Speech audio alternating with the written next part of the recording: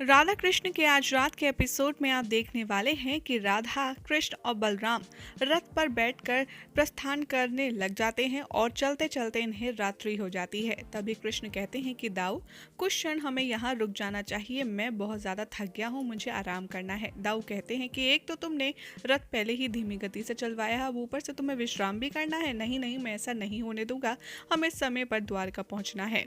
यहाँ पर बहस होने लगती है दाऊ और कृष्ण की। तब लास्ट में दाऊ कहते हैं कि ठीक है, अगर राधा कहेगी तो ही मैं रथ रोकूंगा, वो भी मेरी शर्त होगी। राधा को श्री कृष्ण इशारा करते हैं तो राधा भी कहने लगती है कि हाँ दाऊ, रोक लीजिए ना, कृष्ण ने इतना काम किया है, बेचारा थक गया है, उसे थोड़ा विश्राम करने दीजिए। दाऊ कहते हैं कि ठीक है राधा, मैं तुम्हारी कहने पर रथ रोक देता हूँ, लेकिन मेरी एक शर्त है, अगर तुम मुझे यहाँ पर खाना दोगी तो मैं रथ रोक दूंगा। राधा कहती है ठीक है, मुझे आपकी हर एक शर्त मंजूर है, और यहाँ पर रथ रोक देते हैं। राधा कृष्ण एक बहुत ही खूबसूरत सी जगह पर जाकर बैठ जाते हैं जहाँ पर से पूरा आकाश दिख रहा होता है और आकाश में ढेर सारे तारे होते हैं। राधा तारे गिनने लग जाती हैं और वो कहती हैं कृष्ण, मैं तारे गिन क्यों नहीं पा रही हूँ।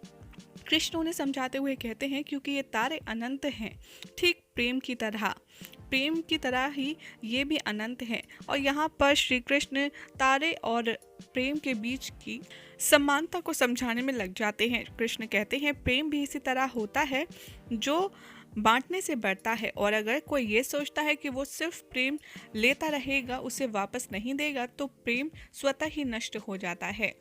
राधा ये सुनकर घबराती हैं और कहती हैं कृष्ण, तुम मुझे वचन दो, किसी भी परिस्थिति में तुम मुझे छोड़कर नहीं जाओगे। श्री कृष्ण कहते हैं ये कैसा वचन मांग रही हो तुम मुझसे राधा, अलग अलग परिस्थितियों में मैं तुम्हें छोड़ जाता हूँ और मुझे छोड़कर जाना पड़ता है, लेकिन हाँ, मैं तुमसे ये वादा कर सकता हूँ कि जब तक कोई भी विकट परिस्थिति ना आ जाए, मैं तुम्हें तब तक छोड़कर नहीं जाऊँगा।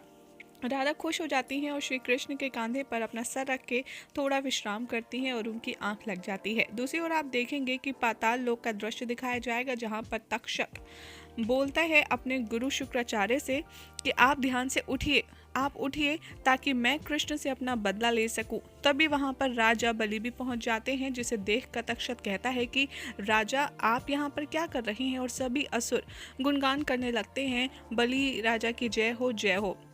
तभी वहाँ पर बलि कहते हैं कि मुझे भगवान विष्णु ने ये वरदान दिया था कि अगर मैं 100 यज्ञ पूरे करूँगा तो इंद्र की गद्दी मुझे मिल जाएगी, लेकिन मेरे 100 यज्ञ पूरे हो गए परंतु ऐसा कुछ भी नहीं हुआ।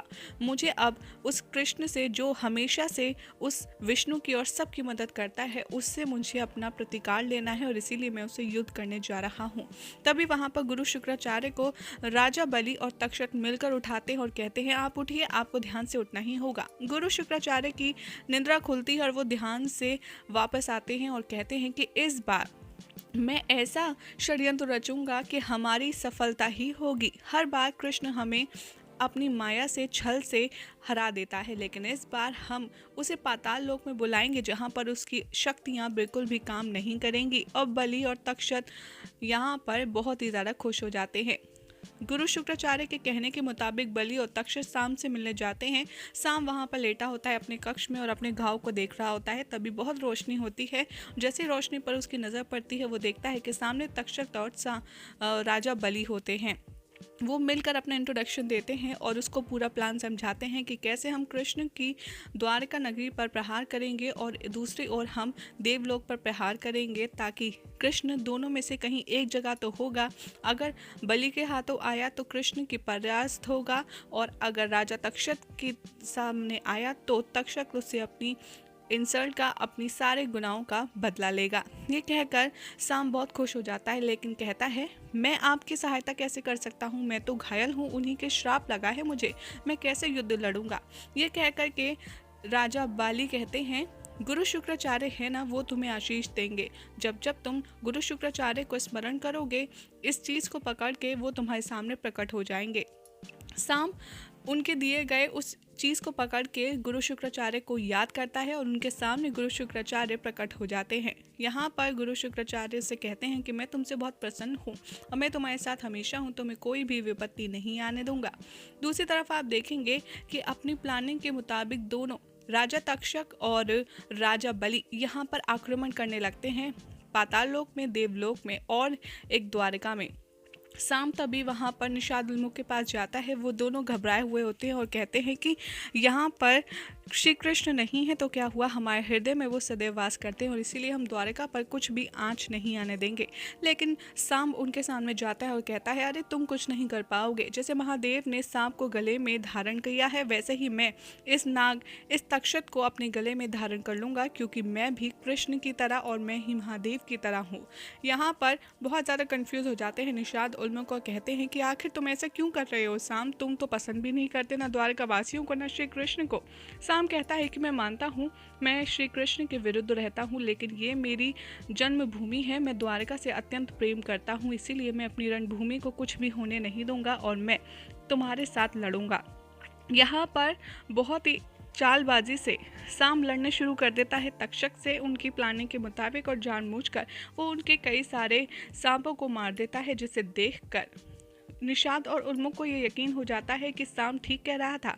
उसका वाद विवाद सिर्फ श्री कृष्ण से है, द्वारका के लिए वो बहुत ही ज़्यादा समर्पित है और अपनी द्वारका के लिए वो कुछ भी कर सकता है।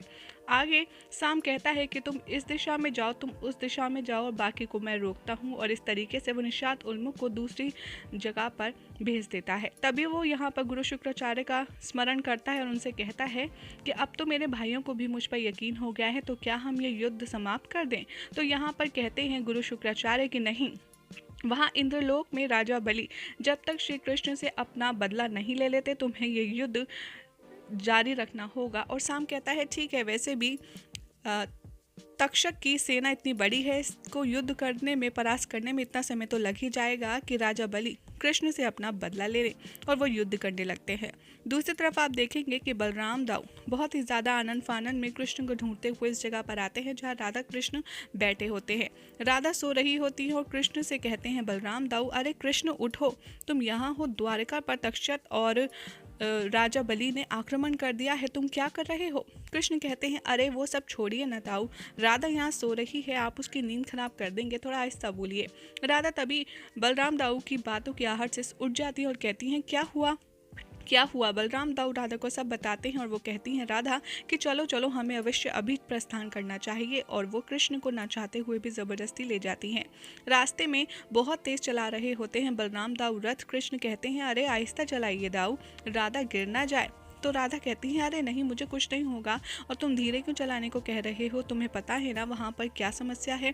बलराम दाऊ आप आराम से चलाइए, मुझे कुछ नहीं होगा। कृष्ण कहते हैं, वैसे भी हमारा भी वहाँ पहुँचने का समय नहीं आया है, हम वहाँ जाएंगे उससे पहले हमारे पास किसी शरणार्थी को आना है। ये सुनकर दाऊ और राधा बहुत चकित हो जाते हैं, लेकिन कृष्ण कुछ नहीं बताते।